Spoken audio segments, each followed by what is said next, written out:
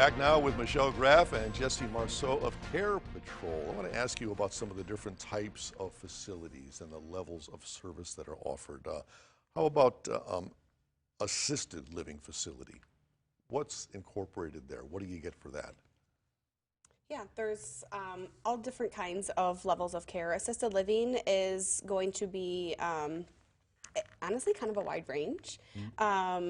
You can be in an assisted living and want, someone just to help you out with your meals, maybe some housekeeping and laundry, and want to be there for the social aspect of things, all the way up to needing pretty extensive assistance with your care, your daily cares as well. What's the difference between assisted living and independent living? Independent living is going to be for those folks that are, they don't necessarily need help with their daily cares. That's their social aspect. So maybe some meals are included, and really just a social, no maintenance, those types of things. Yeah, and a big one we've been talking about here this morning, memory care. What do you have there? Yeah, so memory care is going to be for those folks that Alzheimer's, dementia, maybe a wander risk where you're not safe at home because you are exiting out the front door. They are going to have the trained staff at the memory care communities to care for someone like that with, secured doors for them. Mm-hmm. And the other nice thing about memory cares is they provide a really structured day for somebody with memory loss, which is how we know and we identify a true memory care. Because a lot of people throw that sign up, but that doesn't mean that's what they're providing. But providing a truly structured day with specially trained staff really makes a huge difference in the day of somebody. And is nursing home just kind of all-encompassing? No. What's a nursing home? Yeah. Nursing home is more skilled nursing is kind of the term. Skilled nursing can be long-term if you need long-term care at a higher level.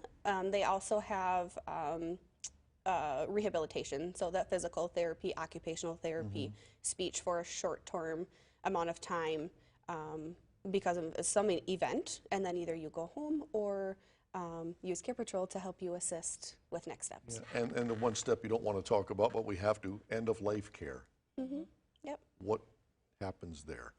Yeah, so there's hospice and palliative care, and you can get that service wherever your home is. So if you're at home where you are in assisted living or skilled nursing or independent living, you can bring those services in.